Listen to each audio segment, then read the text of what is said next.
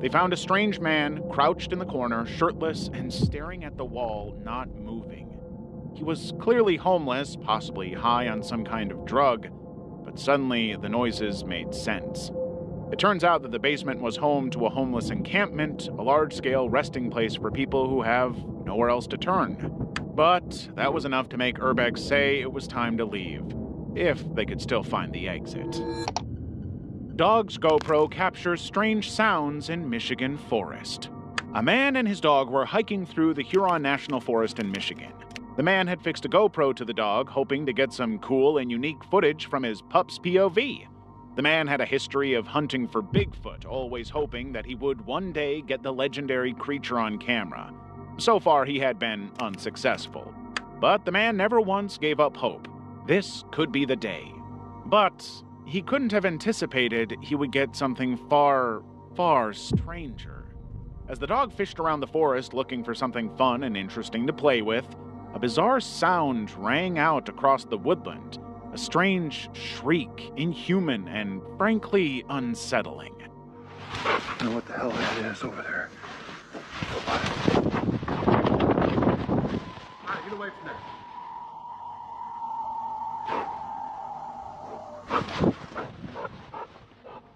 It sounded nothing like any other known animal sound in the world, something more demonic and screechy. The dog heard it right away, and the man soon heard it afterwards, but he had no clue what the animal could possibly have been. The noise just got louder and louder, and more intense to boot. As the dog started going toward it, the man decided that they had to leave. It was too dangerous to go and chase the sound of an animal they had never heard before. When the video was eventually uploaded, the man's followers identified the sound as an Aztec death whistle, a bizarre and sinister old whistle once used by the Aztecs for sacrificial purposes. It emits a sinister, haunting, and frankly terrifying screeching sound, exactly like the one the man and his dog heard.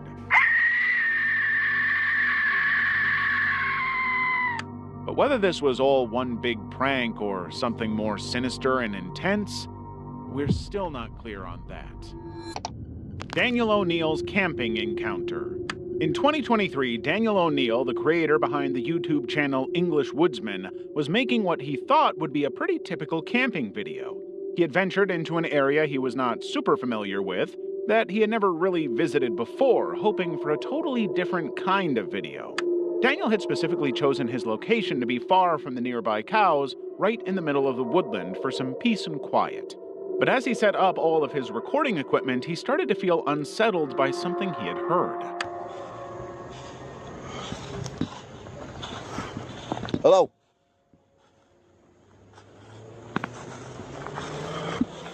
Hello? You got a bit of that. There's nobody here. I'm going to point down there could just be something behind me here. But it sounded like human footsteps.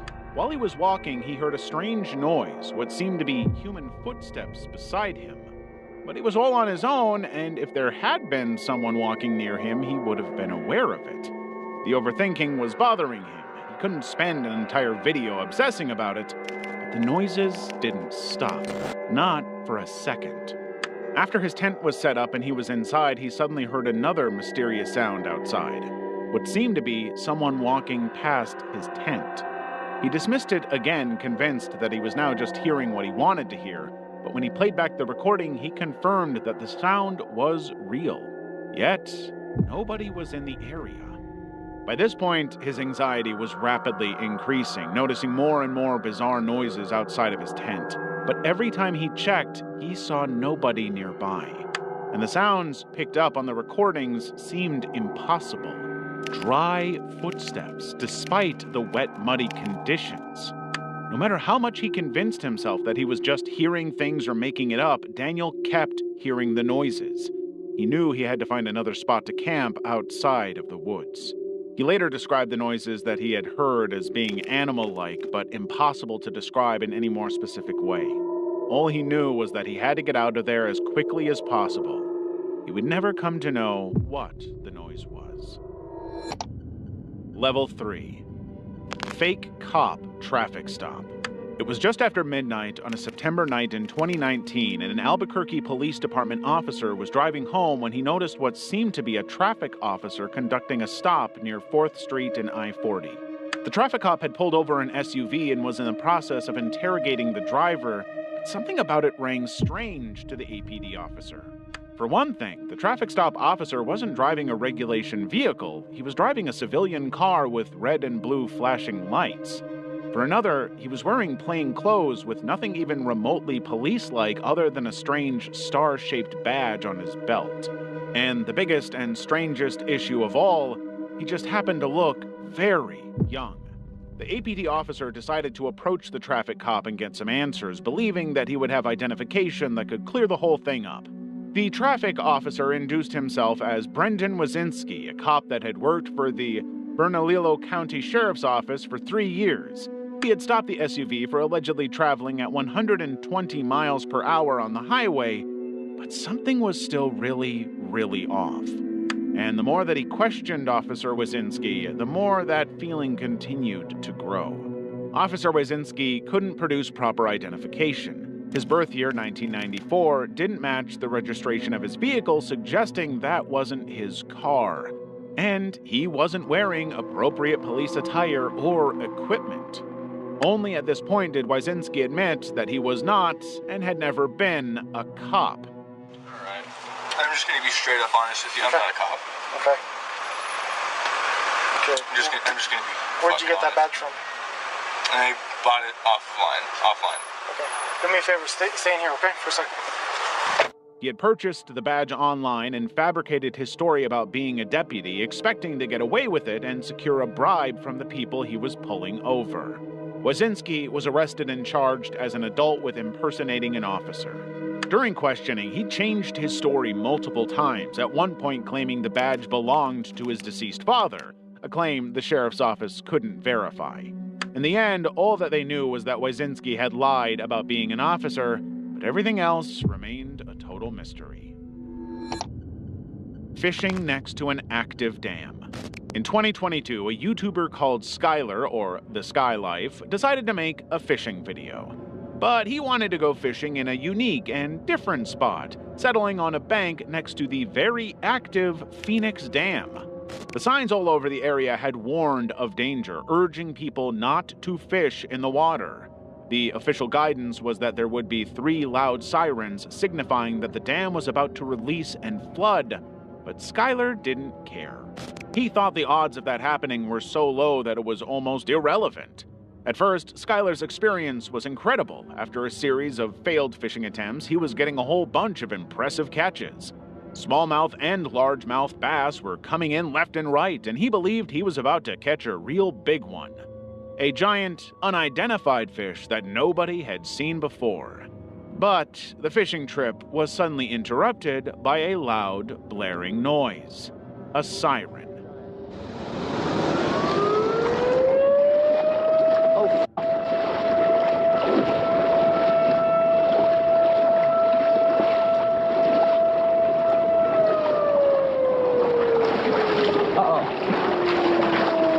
I gotta go. Oh. I got 2 more sirens. Uh-oh. I'm almost back. Skylar knew instantly that wasn't good, but then it was followed by a second siren. Knowing that the water was about to be released in a very, very dangerously quick gush, Skylar had to rush over the slippery rocks to safety, the exact situation the signs had warned him about. He had to stay calm even though they were mere moments away from being completely obliterated.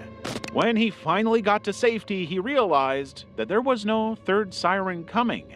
The entire thing had been a false alarm, possibly triggered to deter him from fishing in the area. The water wasn't rising, nor was it ever going to rise. In his rush to escape the scene, Skylar had injured his leg, another risk that these signs had warned him about. He had a good time fishing while he did, at least. Despite initially dismissing the warnings that had been laid out all over the area, Skylar finally had to admit that he should have listened. He told his viewers to respect the warnings, to be safe, and to not go fishing next to an active dam. Orca encounter. In Norway, a group of tourists climbed on board a big wooden boat heading out into the fjords in hopes of seeing some orcas in the wild. Of course, there was no guarantee that they would be able to see any, but just as the sun was starting to go down, they had some luck. An orca passed by their boat, and then another, and another. Within a matter of minutes, they found themselves in the middle of a massive pod of whales, with dozens and dozens of the orcas surrounding them and passing peacefully. It was an incredible view, but of course, everyone was terrified. The killer whale is one of the biggest animals on the planet, an apex predator that has more than earned its reputation in the world. And while they don't usually tend to attack humans, there have been multiple cases of that happening. In 1972, a surfer in California was bitten on the leg by an orca but survived. In 2005, a 12-year-old boy in Alaska was bumped by an orca while swimming but not injured. And in 2014, a diver in New Zealand was pulled underwater by an orca grabbing his catch bag but escaped unharmed.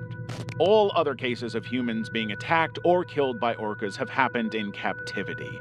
But that doesn't mean that seeing this many this close is not terrifying. Fortunately for these people, the orcas had no interest in harming them.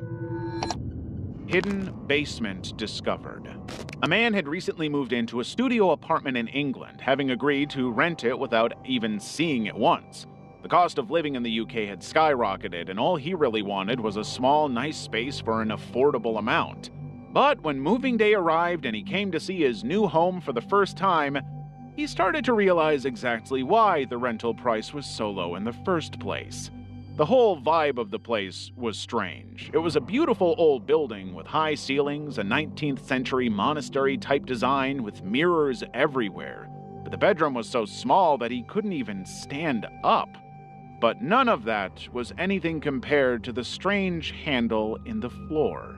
He believed that the apartment was built to contain some additional underfloor storage, but when he opened it, he found that it went much, much deeper than he had anticipated. Alone in his home at 10 p.m. with nothing more than a camera and a torch, he ventured down into what he described as the dungeon of the house. The dungeon was covered in graffiti with a bricked-up window, a bizarre trench with a grate that he suspected was a burial ground, and what appeared to be a brick seat or a sacrificial altar. It had all the hallmarks of some kind of ceremonial sacrifice dungeon. But the dungeon was even bigger. The further he got, the more it became clear why the rental price was so low. Anyone who came to see the property would have seen the sacrificial room and fled. The dungeon was wired for electricity, and he could hear the sounds of the neighbors upstairs who most likely have no idea about what is going on right under their own homes. A newspaper left behind was dated 1984, suggesting that the place was in use for a long, long period of time. But what it was used for, we'll never know. And I don't think this guy really wants to know. Creepy satanic bridge. In the summer of 1999, Chris Childrey was producing a report for the George Washington High School art and literary magazine, Wantes, shooting footage of the aptly named Satan's Bridge in Virginia. The footage opened with shots of animal carcasses, some of them as fully intact skeletons, some of them simply remnants shoved into a trash bag and left in a ditch. While there was no way to know for sure, the presence of deer suggested that this was the work of hunters, who had no purpose for the animals they had so cruelly murdered. But the more Chris recorded footage, the more convinced he became that this may not have been the work of hunters at all. This may have been people performing ritual sacrifice in the name of Satan. This may seem like a stretch, but when he ventured under the bridge to investigate further, Chris found all the proof that he could have hoped to find. He had found 5 stones arranged in a pentagram formation with sand and ashes in between, a typical formation for occult practices. He discovered a burned piece of paper identified as a religious tract with John 3:16 on it. And next to it all, black candles, typically associated with satanic rituals, were also present in the area. All of the hallmarks of occult practice were present. And while he never filmed them out of respect, Chris had seen multiple dead human bodies around the bridge throughout 1999 and 2000. An unsettling pattern that only further convinced him that Satanists were in action all over Virginia. They were sacrificing living things to appease Satan. Chris eventually stopped visiting the bridge entirely, freaked out by what he had seen over the years, but in the years since his footage, Satan's Bridge has become more of a casual hangout spot for teenagers, with less openly satanic practices taking place. At least, that we know of. Level 4. Sophia McKenna and Spencer Mugford. In the early hours of May 27, 2018, Sophia McKenna and her friend Spencer Mugford embarked on what was supposed to be an adventurous night out to the new London Ledge Lighthouse. Spencer was a student at the University of Connecticut Avery Point campus in Groton, a campus well known for its marine credentials. The two of them took a white and blue 14-foot sunfish sailboat without a mast from the school's marina and began paddling toward the lighthouse located about a mile offshore.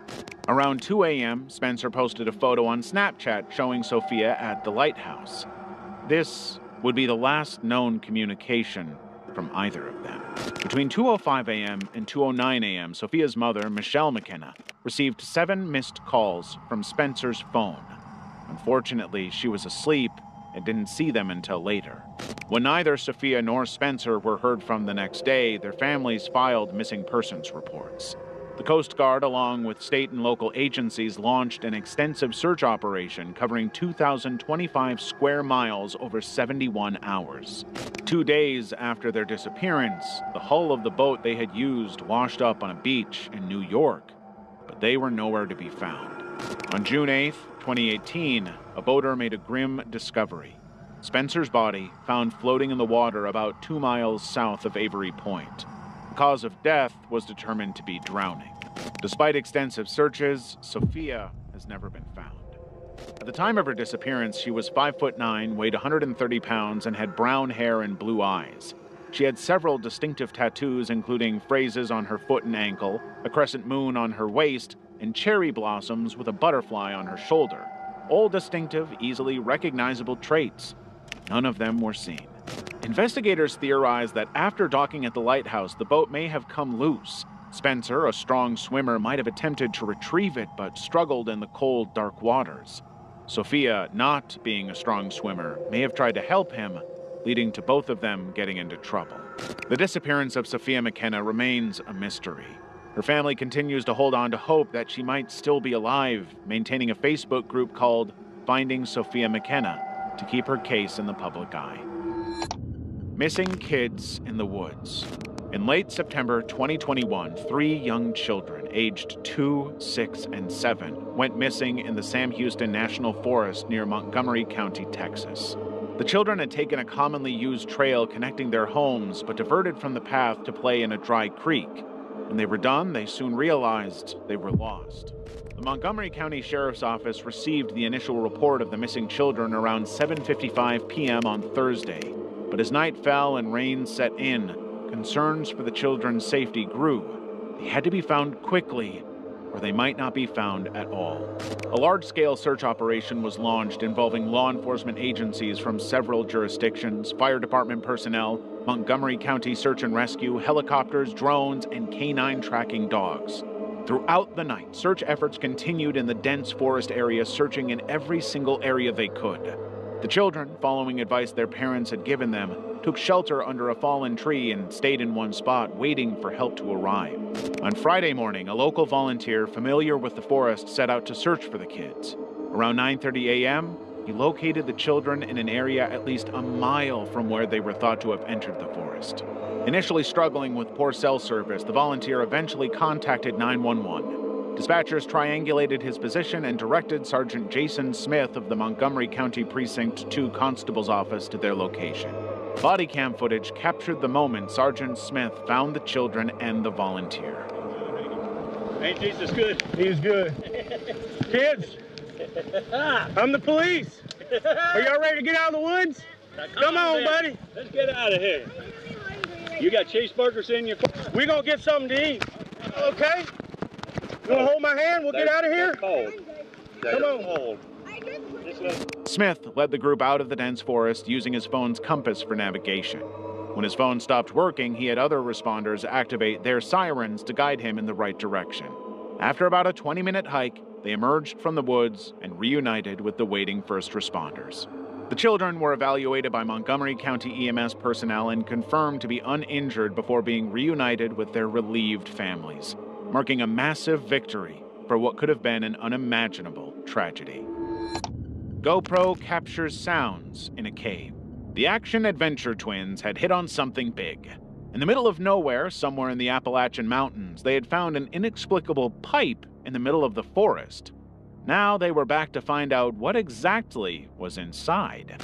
It took the twins 3 hours to hike their way into the mountains, through the poison ivy and far enough into the middle of nowhere to find the pipe. Tying a string around their GoPro, they slowly lowered it into the pipe.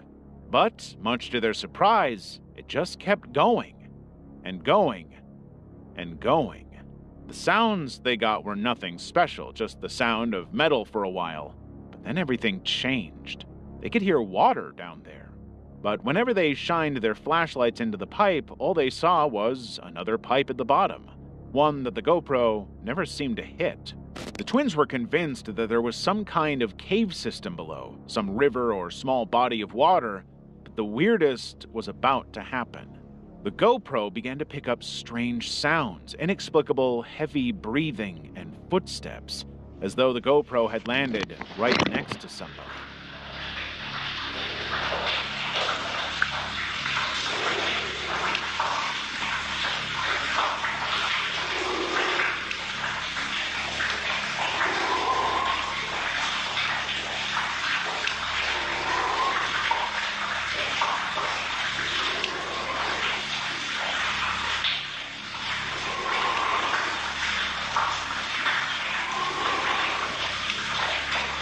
The GoPro hadn't come into contact with anything solid. It had continued to go down just as it had to up to this point. It simply made no sense. When the GoPro was retrieved, they once again shone the flashlight into the pipe, hoping they would see something that could clarify what was going on down there. But again, all they could see was some kind of reflective metal at the bottom, which they thought was impossible. The GoPro went so deep that it surely would have hit the metal. Instead, it simply continued without stopping. The twins maintain to this day that the pipe is wrong somehow, that there's something strange about it that makes simply no sense whatsoever. Maybe it's a cave system, maybe it's an underground river, but the pipe never seems to end, and whatever is down there remains a creepy, unknowable factor. Abandoned school. For over 13 years, Robert Fulton Elementary School in Cleveland, Ohio has been left to deteriorate and rot into nothing. But YouTubers and urban explorers now view it as one of the best places to go poking around, including Chris Hill. Chris Hill from the Urbex Hill channel had explored the school once before in 2022 and encountered some seriously unsettling things. But 2 years had passed and he wanted to see how much things had changed and just how deteriorated it had become. When he entered the building at 1 a.m., he soon realized that the place had deteriorated quite a bit, to the point of total structural instability. The stairs under his feet creaked so badly they could collapse at any moment. The upper level of the school was seemingly on its last legs, but Chris was looking beyond that and seeing much more concerning warning signs. There were scribbles on the wall everywhere he turned, ominous messages like "Don't explore alone" and "Keep out," suggesting that people had been here not long before. In the classrooms, he found evidence that people had been squatting inside the school, possibly as recently as the night before. He had heard noises in the school from the second he entered, but he had seen nobody. And against his better judgment, he decided to press on and explore further.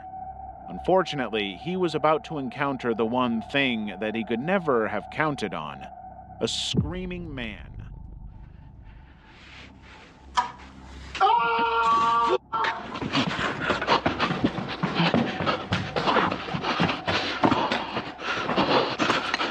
Somebody's in there. Oh, shit. I don't know if he's chasing me, but f*** this. Oh, fuck. That's scared the fuck out of me. Chris had no idea who the guy was, where he came from, or what he wanted, but it was enough of a warning to get him the hell out of the place. When he finally got out of the school, Chris reflected on the whole experience, concluding that the guy was most likely a squatter. He was probably worried that Chris was robbing him or taking over his territory. But when he went back to review the footage later, he realized that he was never actually on his own. The figure had been seen earlier in the background, quietly shifting from one room to another, always keeping an eye on Chris. Level 5. The Note and the Bras. It was August 2020, and a man named David was using the Randonautica app, a unique application designed to generate random coordinates for the user to go and explore. David believed that the coordinates he had been given would lead him to something fascinating, exciting even. But when he reached the site, he found something that was completely, unsettlingly creepy. The location was a mess, with a fire pit sitting right in the middle of a clearing, and some strange items all around. Multiple bras were perfectly arranged on a tree branch, scattered condom packages were littered on the floor, and a handwritten note requested a cell phone number. David knew that this whole thing was creepy and kind of messed up. The bras and condoms suggested some kind of intimate adult activity, but the fire pot was an unsettling addition to the whole thing. He started to feel as though many women had come to this very spot only to be harmed and sacrificed. And even though he knew that the smart thing would be to turn and leave without even stopping to think, he put his number on the note as requested, leaving his personal contact information behind. In his mind, this would be the first step in a long adventure, or a total unrepenting nightmare.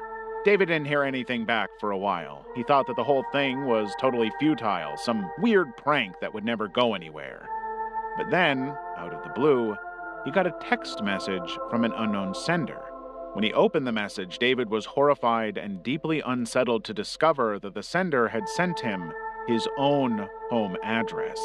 David knew that he had only put his phone number down, but now he was convinced that he was being stalked. Nobody knows what happened to David after this part of the story, and many unanswered questions remain about the scene that he found in the woods, but none of them can ever be answered.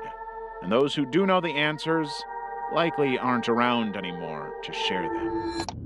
Apitor, Tor Eckhoff.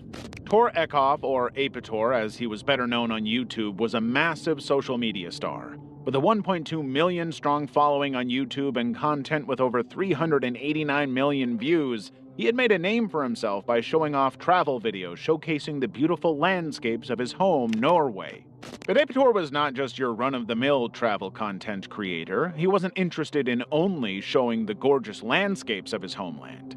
He would film himself performing dangerous, unthinkable stunts, usually involving ice skating on thin ice, diving into icy waters, and drinking vodka in extreme conditions, and his followers loved him for it.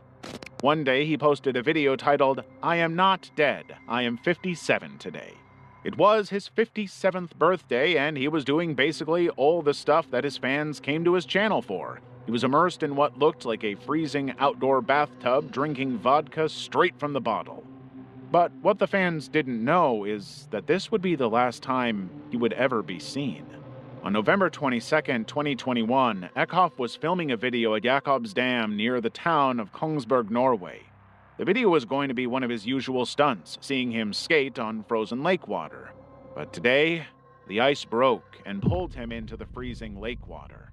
Witnesses could hear his screams for help from a distance and quickly alerted emergency services. Within a short space of time, divers managed to rescue Eckhoff from the icy lake, and he was airlifted to Ullevål Hospital in Oslo. Yet, despite the efforts of medical professionals, Eckhoff succumbed to his injuries on the same day. He had been underwater for too long, and doctors were unable to save him. The news of his death was a massive shock for his fan base, especially given that just days earlier, he had posted the video celebrating his 57th birthday. In his honor, his fans shared messages of how his videos brought joy to them.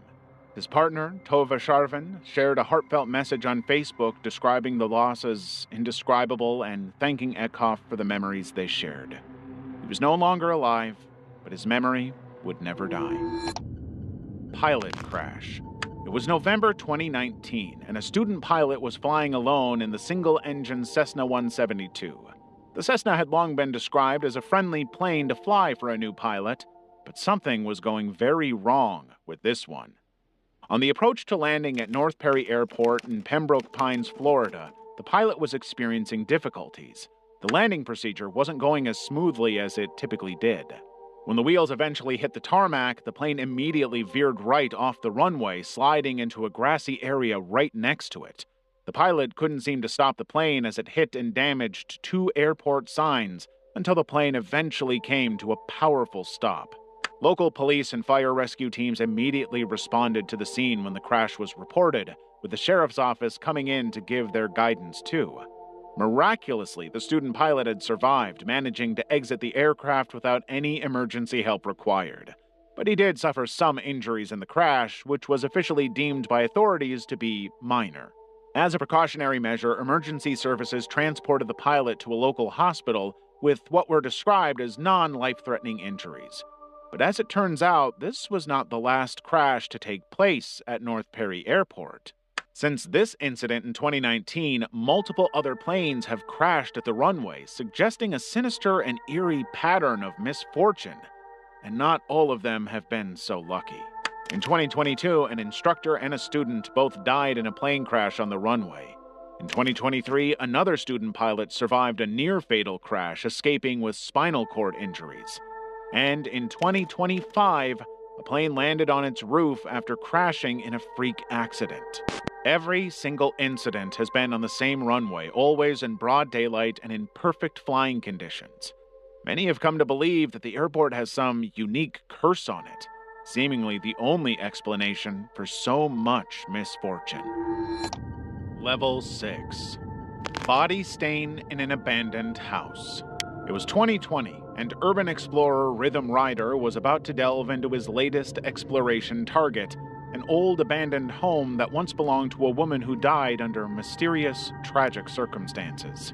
Ryder didn't know how the woman had died, but her house had become a popular spot for urban explorers who were always shocked by the condition within. The second Ryder stepped inside, he understood why. The house was almost completely undisturbed, seeming more like a time capsule to the period where this woman lived than an abandoned home. Of course, there were signs of abandonment, namely the overwhelming presence of squirrels. But otherwise, it seemed as though someone had lived here until very, very recently. Ryder explored the entire house from the upper bedrooms to the lower basement, taking in the entire residence and slowly piecing together the story of this woman's life. She was an avid smoker, as seen by the nicotine film. Her husband had died before she did, and she had multiple gun cases throughout the house, suggesting she and her husband were very protective. But what really caught Ryder's eye was the body stain, a human-shaped mark left on the floor beside the original owner's walker. That's when he realized the woman had died right there where he was standing. She likely took some kind of fall and simply never recovered. In fact, she probably lay there for hours or even days before anyone found her. Her belongings had been rifled through, suggesting that someone did eventually come to collect her things. But that body stain messed Ryder up. He had to stop filming for 20 minutes just to process the realization that he was staring at the exact place where a woman lost her life. That's when he started to piece everything together. All of the gun cases were empty, suggesting that someone had come into the home and ransacked them. Maybe that happened after she died, but maybe it happened shortly before. Maybe it was even the reason that she died. Dangerous wires on Rampart Range trails. In July 2017, authorities became aware of an increasingly dangerous trend going on in the trails of Colorado. Wire booby traps had been set up among the forest high enough that a biker going at speed would almost certainly be decapitated. The first wire trap was reported on July 2nd, shortly after the trail opened to motorcycles for the season. An 18-year-old man had been riding his bike through the trail only to get caught on the wire and strongly yanked off the bike. He survived his injuries, suffering only 2 broken ribs. But this video shows the discovery of the second. A local dirt biker just happened to notice the wire before impact and immediately pulled out his camera to capture what was going on. The trails are open to pretty much everybody, including hikers, horses, bicycles, and motorcycles, but it was pretty obvious that the traps were specifically targeting off-road riders. The reason why, nobody has any idea. It's suspected that the culprit would have been someone who opposed motorized vehicles like motorcycles being used in the area, hoping that by threatening their life, it would be enough to end it. But instead, all they did was almost end someone's life to prove their point. As a precautionary measure, the U.S. Forest Service temporarily closed the trail to all users while the investigation continued, but the outrage spread almost immediately. It turns out this is not the only incident in Colorado. For years now, unknown culprits have been doing everything they can to try and dissuade bikers from using the trails. The decapitation wires are only the most recent in a long series of booby traps. Authorities have also been called out to investigate the use of spike strips, used to dangerously pop the tires of the bikes and send the riders careening off the trail, possibly to their deaths. Other incidents have seen holes being dug and barely disguised for the same reason. It's obvious that someone in Colorado wants to put an end to the bikers on the trails, but exactly who those people are remains an open question for law enforcement. Jacob Cockle. It was May 28, 2013, and in Cornwall, England, a 28-year-old photographer named Jacob Cockle was on his way to see a real-life whirlpool. Jacob was hugely successful for his age, thanks to his daring approach to photography and his love of the ocean. He had captured some of the most incredible award-winning images in British journalism, all because he was not afraid to risk his life for the shot. That bravery had just won him a 28,000-pound trip to Antarctica. But before he went, he wanted one incredible shot. Jacob had gone to Carsnew Pool, a notorious area for whirlpools, with his friend David Rain. David was going to film Jacob as he swam inside the whirlpool, an exceptionally dangerous plan, and one that signs all over the pool strongly warned against due to the strong currents. But just to make the footage even more incredible, Jacob insisted he would be wearing a plastic horse's head. When he got into the water, Jacob managed to avoid being pulled down by the current by swimming backward, a trick that allowed him to enjoy the thrill with minimal risk. But he wanted a better shot. He wanted underwater footage. Using a GoPro camera, Jacob dove beneath the surface for one last shot, but he would never resurface. When Jacob didn't come up, David started to panic. He went searching the area, looking into the drainage tunnel in hopes that Jacob had washed up, but he didn't. There was no sign of Jacob anywhere. Then, David spotted him, floating face down in the water at the other end of the pool. Despite immediate efforts to save him, including CPR administered by David and a passerby, Jacob was pronounced dead after being airlifted to the Royal Cornwall Hospital. The coroner's report concluded that Jacob had died from drowning, with trace amounts of ketamine found in his system, though not enough to cause intoxication. Jacob's death was ruled accidental, with the coroner acknowledging him as a competent swimmer but also a calculated risk-taker. His untimely death shocked the community, with his funeral drawing so many mourners that the church reached maximum capacity. A year after Jacob's death, the drainage system in Hale Harbor was altered, eliminating the formation of the whirlpool that had fascinated and ultimately claimed Jacob's life. Level 7. Killer Vlogs Murders. On April 22, 2012, Peter Keller, a 41-year-old survivalist from North Bend, Washington, murdered his wife Lynette and daughter Kayleen, shooting them both in the head. He went on to execute their family pets, setting their home on fire to destroy the evidence and cover his tracks before disappearing into the wilderness. But Peter had long planned this. Over the course of 8 years, he had secretly constructed an elaborate 2-story underground bunker in the dense forests near Rattlesnake Ridge. His hidden fortress was meticulously designed and stockpiled with supplies, weapons, and ammunition. He was convinced that the apocalypse was around the corner and that it would be merciless and brutal on just about everybody. In his mind, the murders were actually acts of mercy. But law enforcement was on the hunt for him. Detectives pieced together clues from recovered computers, cell phone records, and even enhanced photographs found in the burned house. These leads, combined with old-fashioned detective work, eventually led them to the vicinity of Peter's hideout.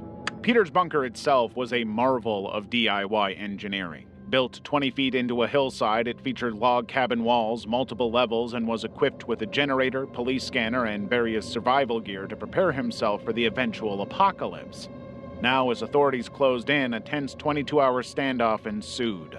SWAT teams surrounded the bunker, eventually using explosives to breach its roof.